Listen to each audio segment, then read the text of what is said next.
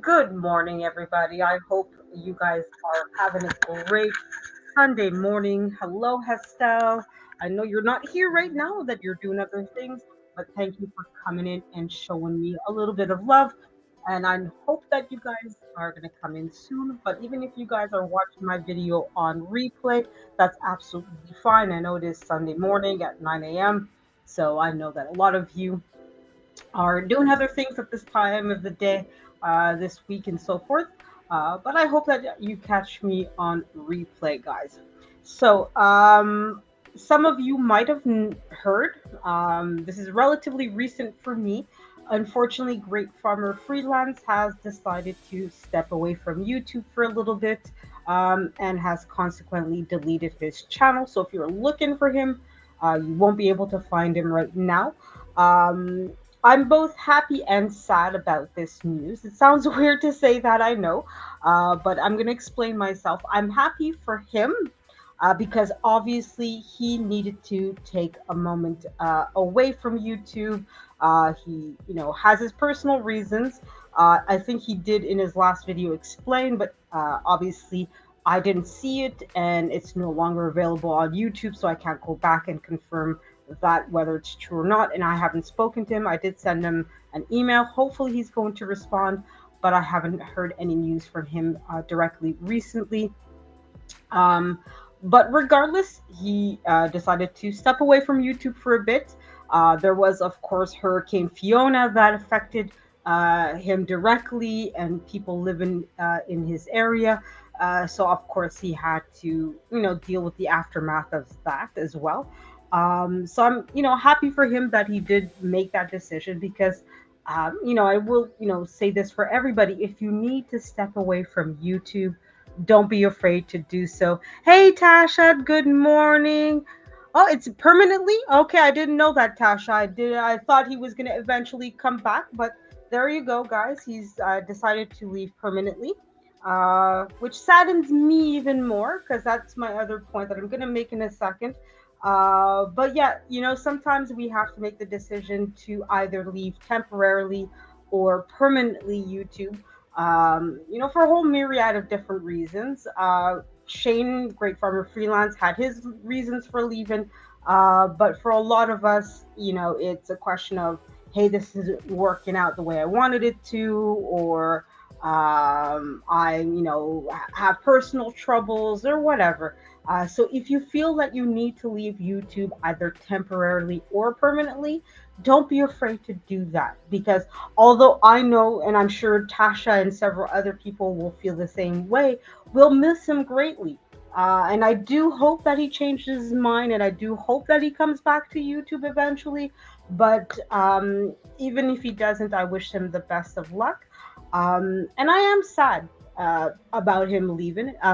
For me personally, I felt very connected to him, and I've said it before too that I've met a lot of people through YouTube, and I'm always sad to see somebody leave YouTube that I know and enjoy speaking to them or listening to their content. So I'm going to miss seeing his lives every, on the week, in the weekend, and going on his panel on the weekend.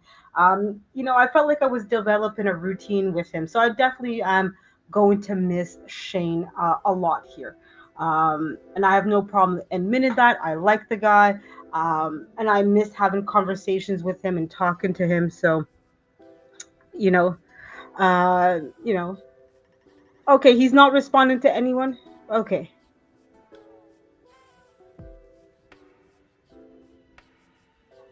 Yeah, no, you're right. At some point, Tasha, I did reach out. He didn't come back to me, and I'm like, okay, let me respect his distance, and it is his right, to step away and to not respond to anybody if that's really what. It's a shame, but I mean, it is uh, his decision. So, but yeah, I definitely will miss him. Like I said, I felt very connected to him and felt that, for me, he wasn't my best friend, but I definitely felt a friendly connection to him and felt like, there was something more than just, oh, he's some guy I seen on YouTube. But like I said, I wish him the best of luck. And I definitely will miss, laughing with him and, having the morning routine, the morning coffee, in his case, the morning tea for me with him.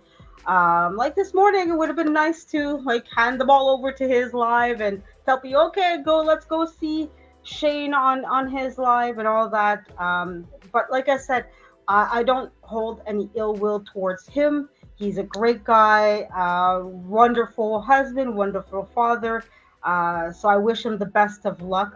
Like I said, I'm going to repeat it. I do hope to see him again on YouTube. But either way, I wish him nothing but the best, and really just hope that regardless of whatever projects he has it in his life, that it goes well for him, and that he has nothing but success, happiness, and wealth and wisdom in his life. I truly wish him nothing but the best. So I hope to see him again, but if Tasha is right, it might have ended abruptly for everyone with Great Farmer Freelance, unfortunately. But it is what it is. He is an adult. He's allowed to decide for himself what life he wants to lead on or off of YouTube. And like I said, guys, I think we should all use this as an example that if you truly feel that you need to step away from YouTube, don't be afraid to do so. It's we all have our reasons to be on YouTube. We all have our reasons to be off of YouTube, and we all have to be respectful of that. I know I've come close a couple of times to leaving YouTube for different reasons. And that I'm like, oh, screw all of this. This is nothing but BS. But for me, felt that the best decision for myself was to continue on YouTube. But for some of you, or at some point, I might decide, screw YouTube. I'm out. But that's your guys' decision to make for yourselves, and my decision to make for myself. I know if I left YouTube today, I'm not losing money. You know what I mean? I'm not making millions of dollars off of YouTube. I'm not making thousands of dollars off of YouTube. This is something that I'm doing for fun, for my personal enjoyment, to meet people, yes, in part, but that's something I can do off of YouTube as well. So yes, Tasha, uh, like you said, if he doesn't want to talk, that's fine. Like you said, he knows where we all are. If he wants to talk, he knows where to find us, right? It's not it's not hard to find any one of us. It's definitely not hard to find me. Oh, okay. I hope you guys saw. I heard that last part because I saw on my cell phone that my video was spinning a little bit, like there was a bad connection or something. But anyways, I'm gonna move on. Obviously, as you guys can see, I'm just gonna test something. I'm just gonna put myself on mute for a second because I just want to check something, guys. Okay, give me a second.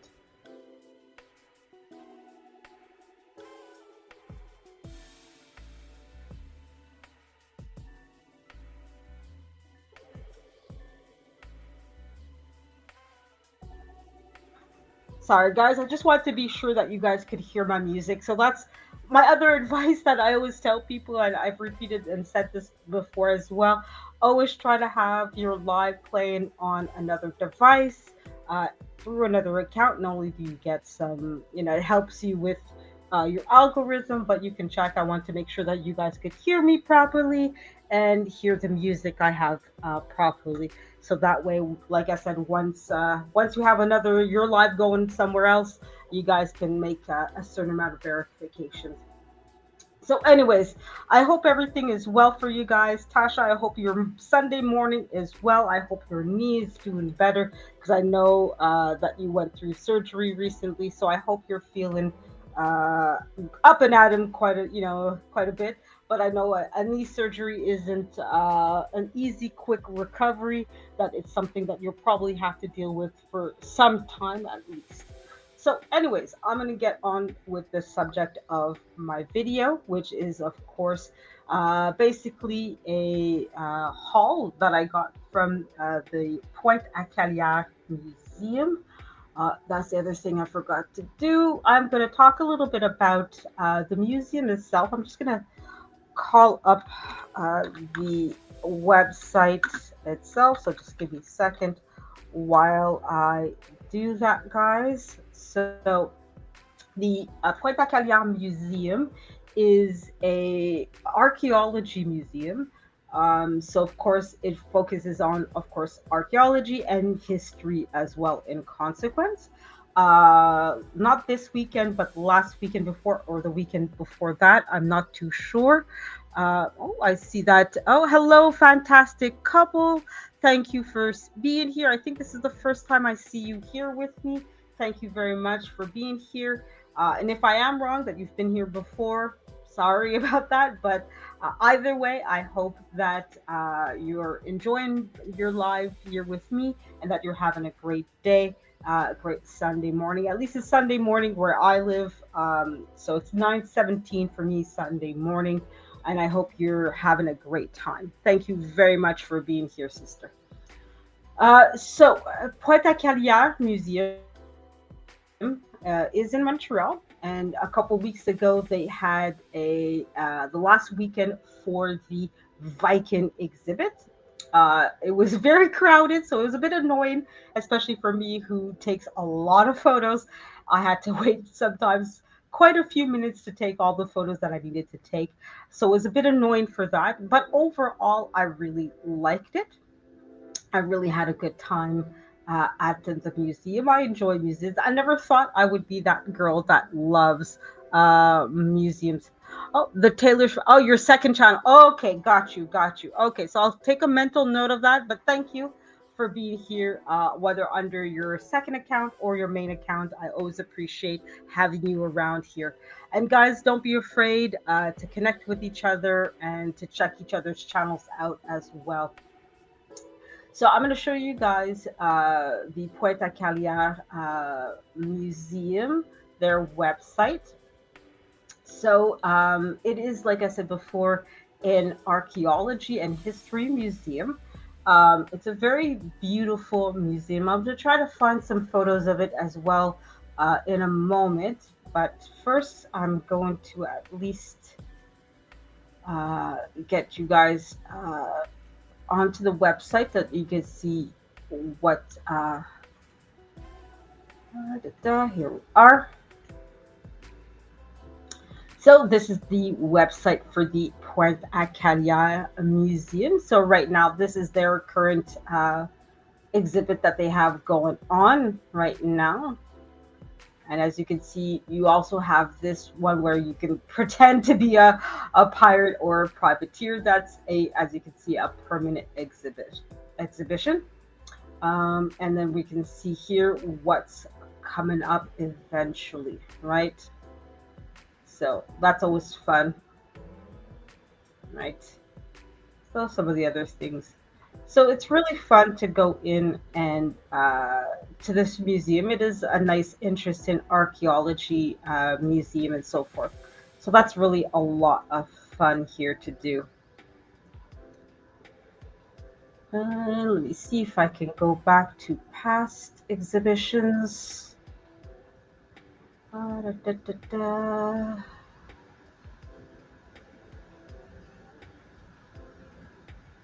Well, let me show you guys the previous. This is also a really interesting. I did take a video. I'm going to show you guys that in a second, but I want to see if it allows me to go to past. Yeah. So this is the Vikings exhibit that I went to go and see. And obviously, like most museums, it does have, of course, a bookshop or gift shop, if you rather. So obviously, this is what ended 2 weeks ago, right? So it gave a history of Vikings, right? So that's that for that. And I'm just gonna go and while I'm talking, try to find the video of me going in that little tunnel thing. That is actually a former sewer of the Montreal, the city of Montreal. I know it sounds we're like, why would you want to go in the sewer of your city? Like that's like ew, gross. But no, they've cleaned it out and sanitized it and made sure that it's safe and hygienic. So don't worry, I wasn't. Nobody's on at risk of anything. I'm not gonna, get anything or die horrible death or something. But it is definitely interesting to be able to go into what was once the sewer of the city. And yeah, some sewers even now that are usable are something you can go into. Obviously, I would not recommend it, guys, uh, for a whole myriad of different reasons. I think you guys can imagine that a sewer isn't exactly meant for human beings to just be able to walk through all willy nilly. So you definitely have to be careful if it is something you do decide. And of course, it is highly illegal to go just walk into a sewer, again, for a whole myriad of different reasons. So I definitely recommend that if you do decide to go, that you do it safely, that you're careful about it, and that you do it in a way that's hopefully legal. Hopefully, that you go with permission and all that, and the appropriate safety equipment necessary. And yes, you definitely do need to. If you go into sewers that are being used, you definitely have to go with a really a lot of safety equipment, and there's a way of doing it that doesn't put yourself or other people at risk. Okay, so I found the video. So I'm going to show you guys, and I'm not worried about copyright that much. This is a video I took. If I remember correctly, there isn't any music, so I don't have to worry about that. So I'm going to show you guys that little tunnel thing and what is the sewer of Montreal, or what was a sewer of Montreal. So just give me a second. I'm going to share the screen again with you guys. Here we are. So obviously this is my personal Flickr account. So if you guys, and I will, so you guys, I'll share the link with you guys so you guys can see this for yourself later on. So oops, nope, sorry, I'm pressing the wrong thing here. 1 second. Yeah. Come on, cooperate with me. There we are.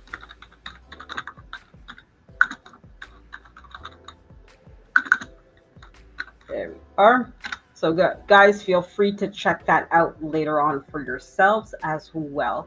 Now I'm just going to go full screen here so you guys can see the whole thing for yourself, and we're going to go ahead and play this. I think it's not a very long video, maybe a minute or so, but we'll be right back, and there we are.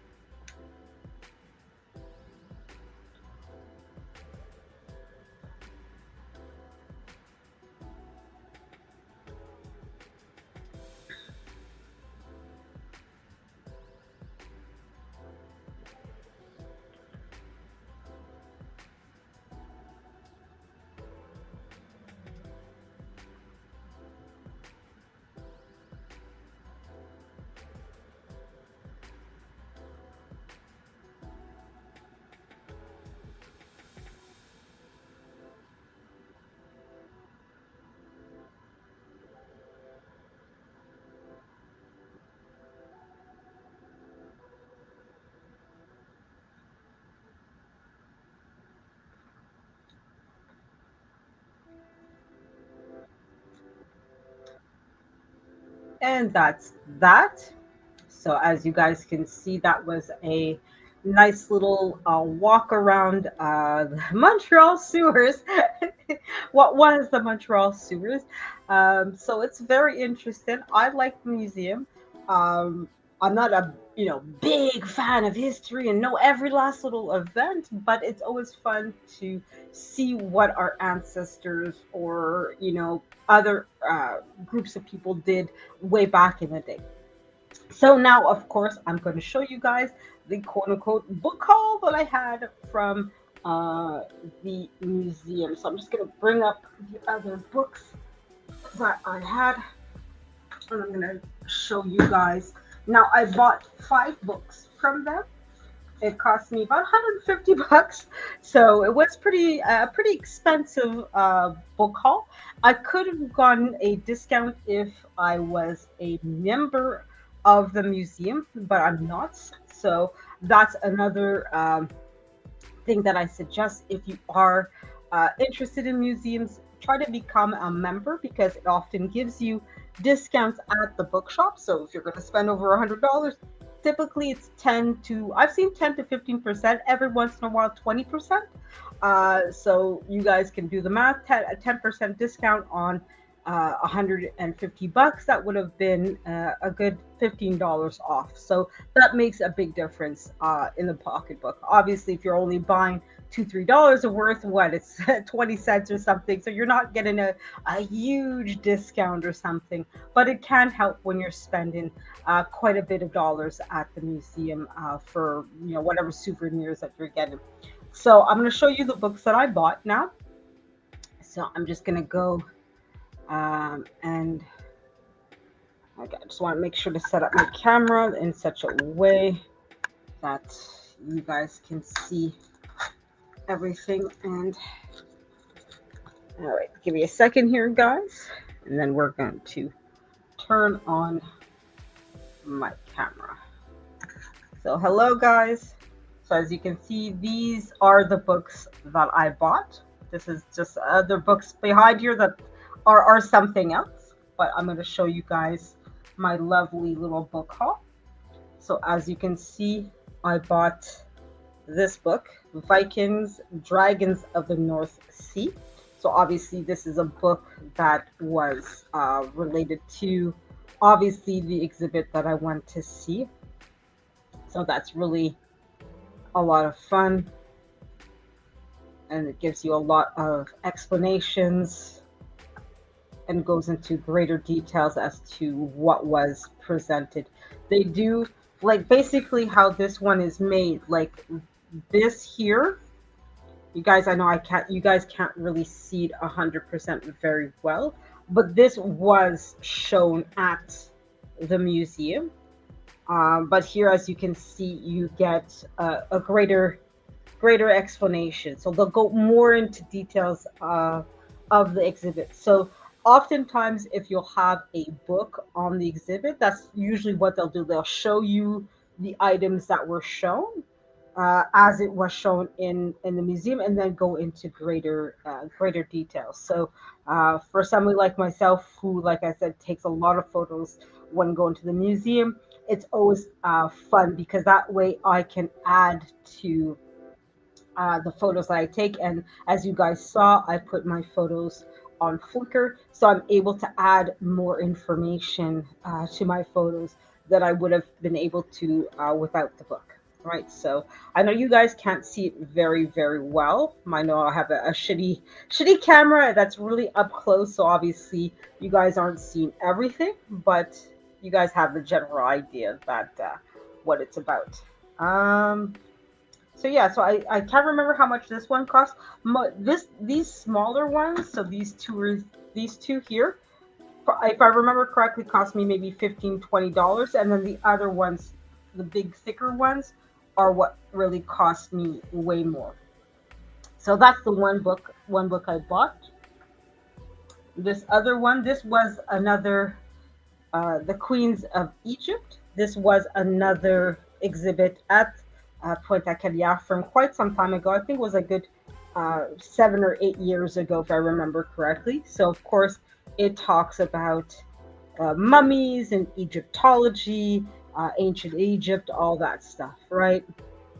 So as you can see, just all the statues and hieroglyphs and all that wonderful stuff, right? So again, guys, with me taking photos and videos, I can now use these books to really add information to the photos and videos I took. So that's the other one that I bought, Queens of Egypt. So that was another book. I'm just gonna back up the camera a little bit so I have a little bit more. There we are, that's better. So this was another exhibit book. I'm just gonna, there we are. makes a little bit more sense. There we are. Okay. So of horses and men. So I missed it ironically when it was at Pointe-à-Callière Museum, but I did go to the National Gallery of Canada and was there as well. So I was able to do it, to view it there. So as you see, again, a lot of information about horses and carriages, etc. Right, and more ancient, not necessarily ancient, but obviously this is more, 1700s to early 1900s when horses and horse carriages and so forth were much more important to transportation. But as you can see, it also goes into ancient times as well, and how horses were appreciated and used for farming, for transportation, and even food in some cases as well, right? So that's the third book I bought. So Of Horses and Men, the Emile uh, Hermes collection, Paris. Okay, so that's the third book. What I like, you guys obviously can't tell, but the book itself has a much more glossy texture to it. Most books are matted, so there's a different feeling to the book. This one is more of a glossy feel, and I like that. I like books that are textured, that when you touch them they feel a certain way, they look a certain way, right? That they're not, here's a book, like here's yet another book, that there's something a bit different to them, and really enjoyable. So this is another book here that I bought. So I'm just gonna move this a little bit. I'm just gonna take it off for a second. So as you can see, it says Two Americans in Paris, a quest for Asian art, right? And then this nice little guy. And of course it has this little thing around that I had to move so that I can show you guys. So an exhibition of the Sam and Marina Myers collection. So these are two, as you can tell, of course, Americans who went around Asia to collect Asian arts. And as you can see, it came around 2016, 2017, and that's another exhibit that I did see. And I mean, these kinds of collections are always a bit controversial, just because, of course, a lot of people think that's cultural appropriation, or you're stealing our artifacts, our culture from us, etc., and just using it to make money, that you don't have any appreciation of it. I disagree to some degree. I imagine that I can see the argument, like for the ancient Egypt exhibit, that a lot of this art was just taken from ancient Egypt, from Egypt itself, without permission, without necessarily, consulting. You guys can look into it as well.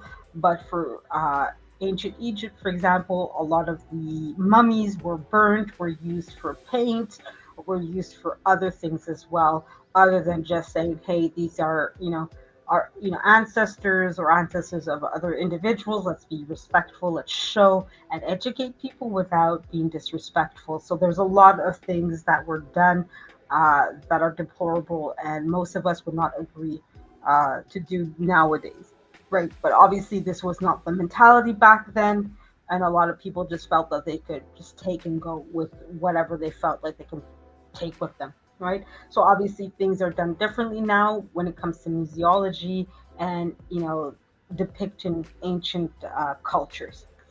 So anyways, that's enough for that little rant. So that's another book that I bought, the fourth one. So as you can see, this one is a lot bigger. It is more what we would typically see in a book. It's hardcover, matted, but as you can see, very beautiful, like cover design and everything. Obviously, red is a very important color in Asia, particularly China. So as you can see inside a little bit here, right? So just some of the things. And again, these were some of the stuff that were actually on display. Okay. And again, they'll go into greater details of what was going on there. Okay, so that's the fourth book that I bought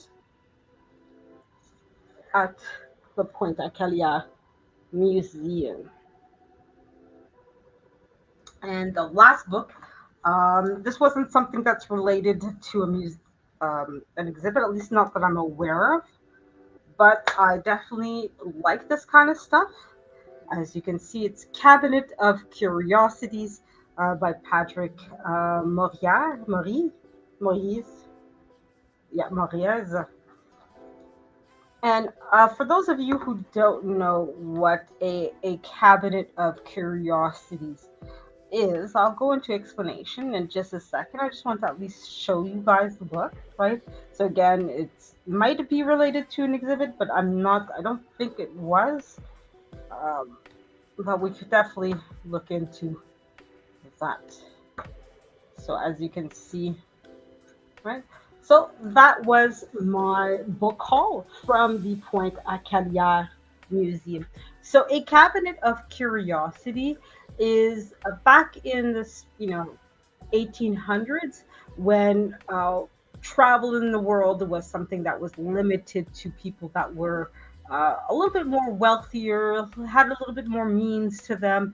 The average person really couldn't travel a whole lot, and especially not to other countries. You might have been able to leave your village, maybe, but really not much further than that. You really weren't, going around the world. The book 80 days around the world in 80 days was definitely something that was far fetched for most people, right? This is not something that you could do. So if you were wealthy or just wealthy enough, a lot of people will, during their travels, or they would pay people to do it, they would bring back different knickknacks from other countries, right?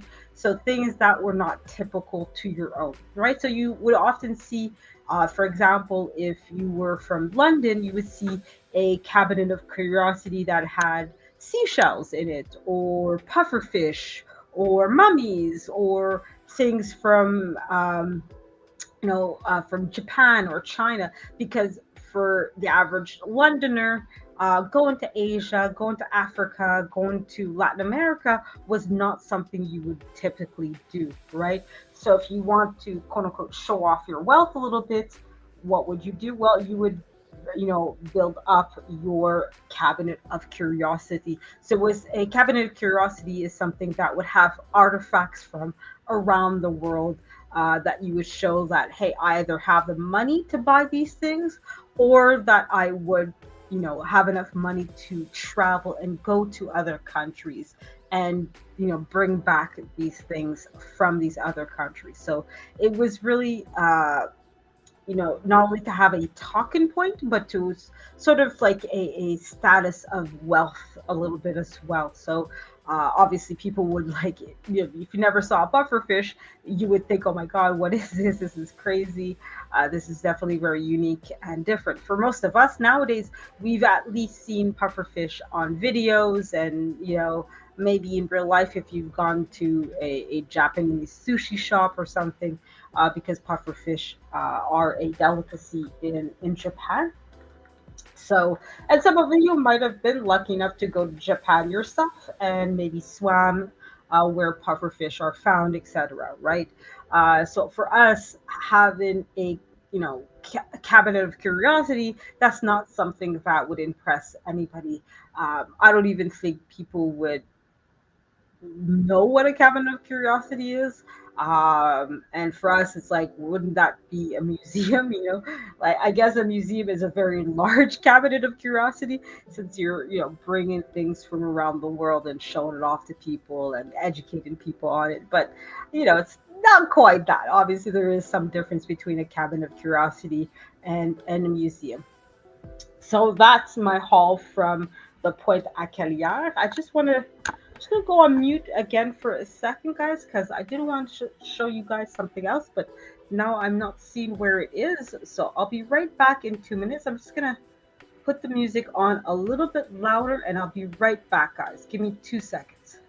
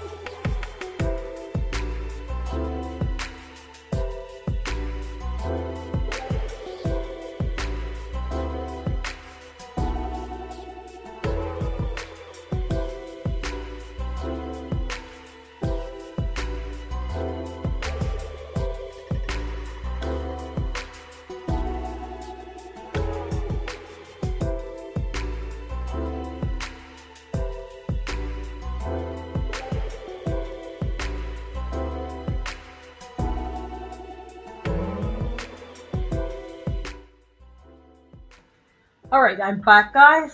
Thank you for your patience. I was looking for a gift back that I got. Hello, hello. Thank you, fantastic couple. Yeah, no. So I'm back, guys. So the other thing that I want to show you guys, and this is something that I decided at the last minute. Yesterday, I had gone to a it's a new activity that they have every year called Festival Japonia. I was very disappointed with that activity. It cost me $30, and it was mostly them. Oops, sorry about my stomach. I guess I'm getting a little bit hungry here. It was the way they phrased, the way they presented, it made it seem like you had a whole bunch of different activities, and there were some activities, but they started at 12, and I got there at 10. And for $30 for 2 days, you get full access, unlimited access to all the activities. And oh, it's a culture and a historical presentation of Japan mostly and Asian countries. So I thought, oh, great, fantastic. I always love learning about other countries, other cultures, and their history. So for me, I thought that yeah, there's going to be a few boutiques where you can buy stuff. Okay, no problem. But there would be historical stuff, and oh, here's what a samurai would look like and their function, so you could take photos and ask questions. There might be a little bit of archaeological artifacts or something like that, that you have people maybe wearing the traditional gowns and dresses and outfits of an ancient Chinese person or Japanese or whatever, right? That it would be, like I said, a cultural presentation, right? To give you a sense of the history of Japan, right? Because for us, when we think of Japan, we think of modern Japan, right? With the large skyscrapers, sorry, the vending machines that sell weird things, the different types of flavors of Kit Kats. Because you should look into that. They have uh, these like hundreds and hundreds of different flavors of Kit Kat bars. Like us, it's milk chocolate and the wafer bars, and that's it. That's the only like maybe caramel you know what I mean? But then I think they have ginkgo flavored. They have sushi flavored Kit Kat bars, a whole bunch of different ones, right?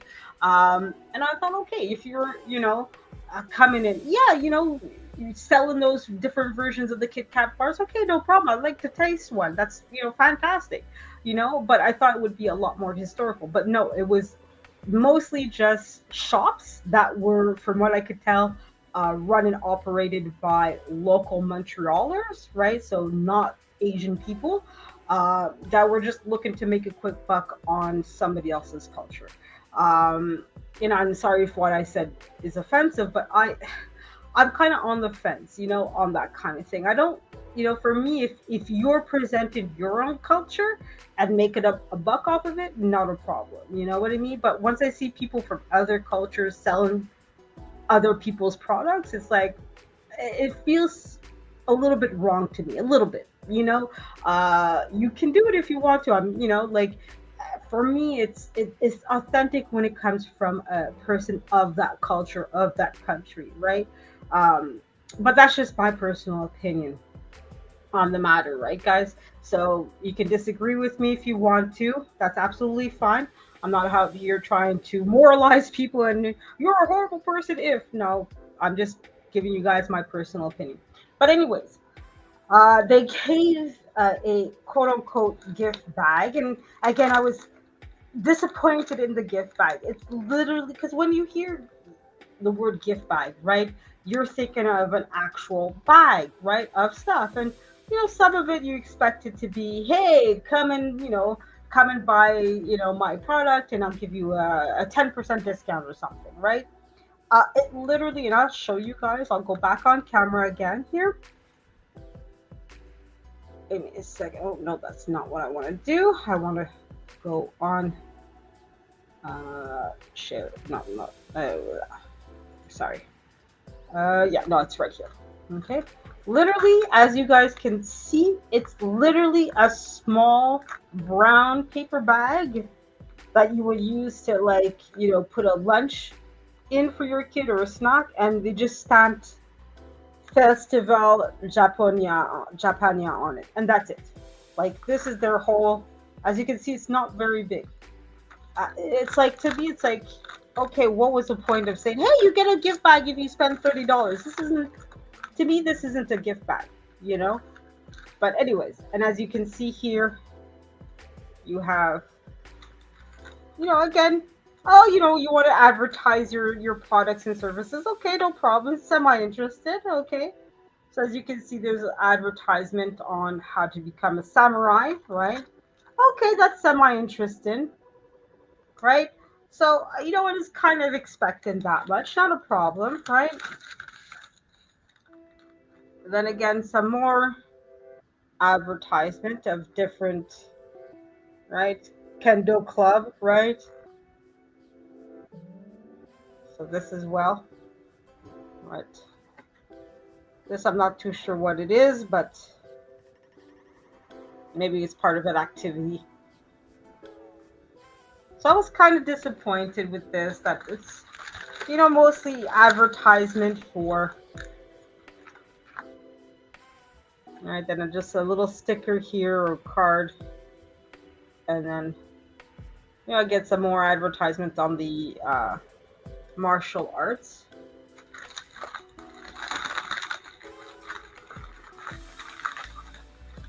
Now we get into little things that are a little bit more interesting. So again, some more, I don't know if these are stickers or just collectibles, but that's semi-interesting at least. And then this little candy, so boba milk tea, little candy. All right, so this is at least a little bit interesting. I know that my camera, sorry guys, isn't fantastic. Like I said, I bought it on Amazon for like 20 bucks or something. And then you got this little toy here that looks like something that what is it? That little milk chocolate that comes with a toy inside of it. It's technically banned in the US, but anyways, it feels like it's one of those little. Hello, Hestel. How are you? So glad to see you here. So that's another thing that we see here, and another little sticker. Okay, so that's what I got from the Festival Japania. Like I said, I was disappointed with this gift bag, and it's like it really made me mad that I spent $30 to get this basically, and it's on today as well, and I still have the pass, so I still could go today.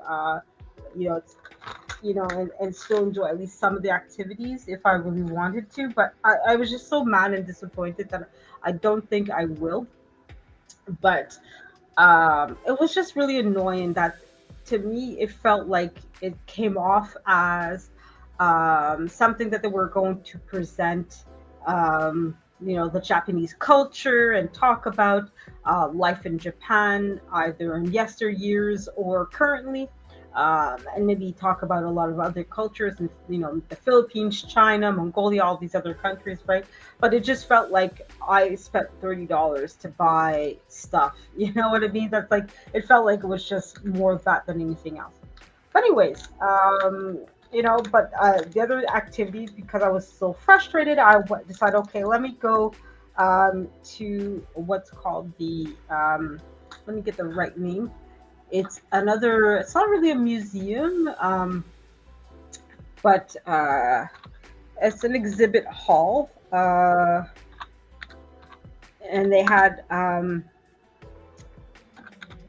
they show different, it's really kind of hard to say whether, like, if it's not really a museum, it's not really a gallery, it's sort of like a mix between two, but I mean technically it's more of a museum. It's called the Arsenal Contemporary Art. Okay.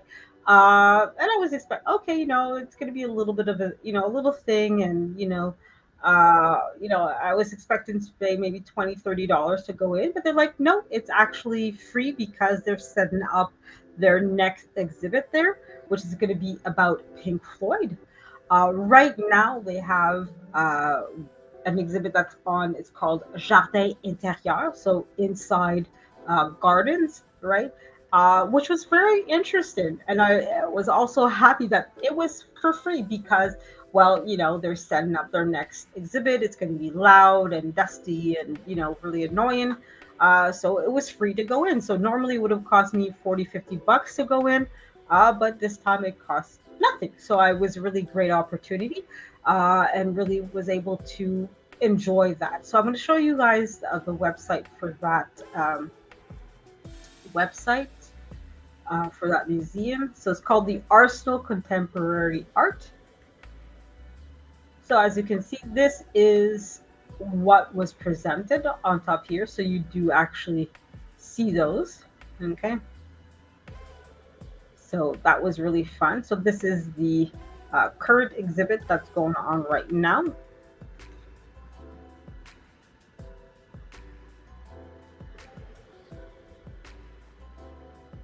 Yeah, so as you can see, okay, and then we're gonna go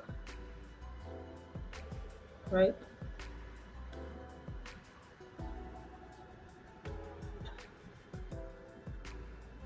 And Pink Floyd, excuse me, that's the one that they're setting up right now. So that one, as you can see, is going to start on November 4th, so in about 2 weeks or so. And it's obviously going to dedicate itself to just Pink Floyd themselves. So Pink Floyd is a rock band, a rock band from the US. So that's what they're going to have eventually. Okay. So that's that. So I definitely liked it. I was pleasantly surprised with this museum. I didn't think it would be as interesting as it was, but it was very interesting and a lot of fun. So it kind of recouped my day, kind of made me feel a little bit better, and I definitely enjoyed it a lot. So I'm gonna taste test that little candy that came in my gift bag from the Festival Japonica, and I'll tell you guys right away if I like it or not. I'm not even sure exactly what it is, but we'll find out. So just give me a second. I'm gonna eat it, take a bite out of it, and see. Hmm.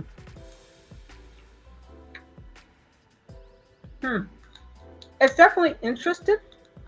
It's definitely not something that I would buy. I'm glad I got it for free. It comes with, okay, it contains milk, soy, may contain egg, wheat, gluten, sesame, peanut, and tree nuts. So, um, this is not something like, I'm glad I didn't pay for it. I mean, it's a boba milk tea, mochi brown sugar flavor. Maybe it's just this particular flavor, but I wouldn't buy it for myself. It's the kind of thing that I'm glad that it was given to me for free, that I tasted and tried it. I'm all for trying new things, but it's definitely not something that I would buy and for myself. At least not this particular flavor. Maybe I just need to buy a different flavor. But anyways, that's it for me this morning. And I hope you guys enjoyed my book haul and me talking about different things. So thank you, Tasha, for being here and spending a few minutes with me. Thank you, Estelle family, for being here as well. And thank you, the fantastic couple, aka Taylor's family, for being here as well. So I hope you guys enjoyed this live. I believe I saw that um, Lashes Journey was going live. So just give me a second. I'm going to pause this and I'm just going to give you guys the link to Lashes Journey's live. So let me just find her live and see.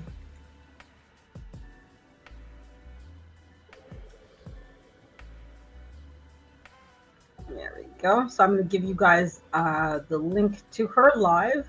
So if you guys want, you can join me on her live and we'll be there with her together. So give me a second. So here is